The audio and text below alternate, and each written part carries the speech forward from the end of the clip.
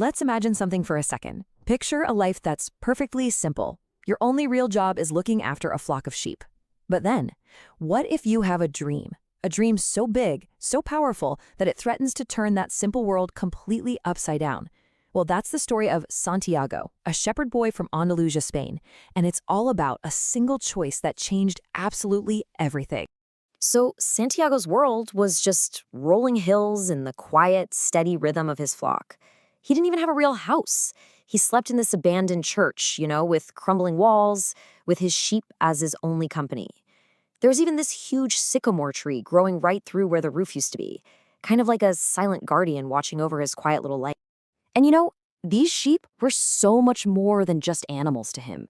They were his comfort, his routine, his safety net.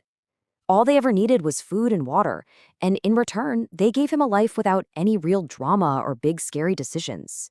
It was a life he got, a life that felt totally safe. But even in a world that perfect, that simple, something was starting to bubble up. A dream he kept having over and over again, like a little whisper from a world way beyond his own. And it was about to shake everything up. It was this incredibly beautiful dream. A child who seemed to be glowing would just appear, take him by the hand, and whoosh, they'd be at the great Egyptian pyramids. And right there, among these incredible ancient wonders, the child would whisper this promise to him: "There's a hidden treasure waiting for you here." The dream felt so real, so intense.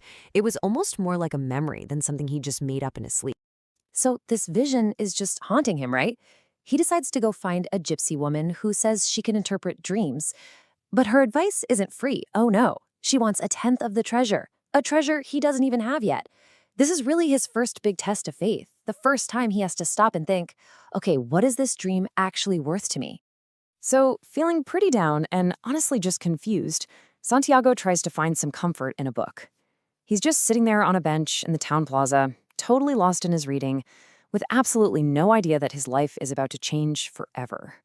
An old man sits down next to him, and he has this sparkle in his eyes, like he knows all the secrets of the world. And he starts talking about Santiago's life like he's known him forever.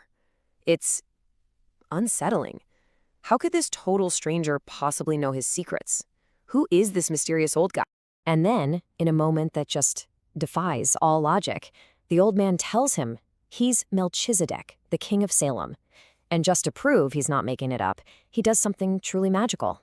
He writes Santiago's deepest, most private thoughts right there in the sand of the plaza, just like that.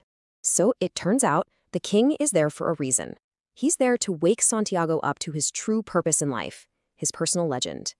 And it's such a beautiful idea, isn't it? The thought that every single one of us has a special destiny, a path that's meant for us and only us to follow. But before Santiago can even wrap his head around his own personal legend, the king shares this incredibly important piece of wisdom. It's a warning, really, about the single most destructive lie in the entire world. And the king's words are just so powerful. It's a takedown of that lie we all tell ourselves sometimes, right? That we're just victims of our circumstances, that fate is in charge. It's a lie that completely robs us of our power to shape our own lives. So on one side, you've got this lie that keeps you feeling powerless, but on the other, you have the truth that can set you free. The king's message is crystal clear. You are not a victim. You are the creator of your own story. And the universe, it's not working against you. It's actually your biggest ally. This right here, this is the heart of the king's philosophy. It's the ultimate answer to the world's greatest lie. It's a promise that when you truly, deeply commit to your personal legend, the whole universe will bend over backwards to help you, opening doors you never even knew were there. So now Santiago has this new way of looking at the world, and he's staring down a choice that I think every single one of us faces at some point. Do you hold on tight to what you know, to what's comfortable, or do you risk it all for the chance to live your dream? He makes his choice, and it's a choice that sends him hurtling down a path of adventure and self-discovery.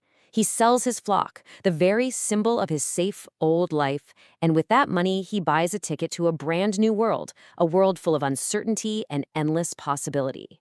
As a going-away present, the king gives him 2 stones, Urim and Thummim.